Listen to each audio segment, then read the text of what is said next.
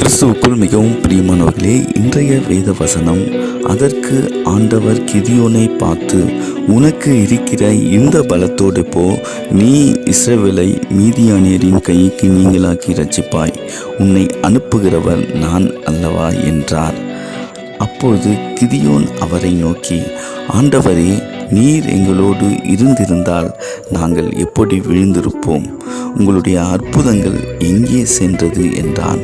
அதற்கு ஆண்டவர் அவனை பார்த்து, உனக்கு இருக்கிற இந்த பலத்தோடு போ, நீ இஸ்ரவேலை மீதியானியரின் கைக்கு நீங்களாக்கி இரட்சிப்பாய், உன்னை அனுப்புகிறவர் நான் அல்லவா என்றார். ஆம் அன்பானவர்களே, ஆண்டவர் சொல்கிறார், உனக்கு இருக்கும் இந்த பலத்தோடு போ.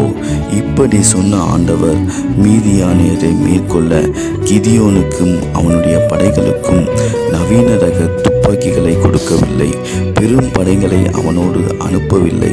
மாறாக அவனுடைய பலத்தை குறைத்து கொண்டு, நான் வெளிப்படுத்தின இந்த பலத்தோடு போ என்றார். கிதியோன் கர்த்தரின் வார்த்தைக்கு கீழ்ப்படிந்தான். கர்த்தரின் ஆலோசனைப்படி மீதியானியரை வெற்றி கண்டான்.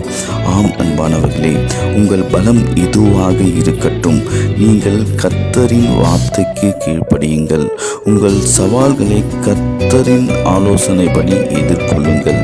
இஸ்ரவேலரை மீதியானியரின் கைக்கு ரட்சித்து காத்த ஆண்டவர் உங்களையும் காத்து வழி நடத்துவார் என்பது மிக மிக அதிக நிச்சயம் அல்லவா?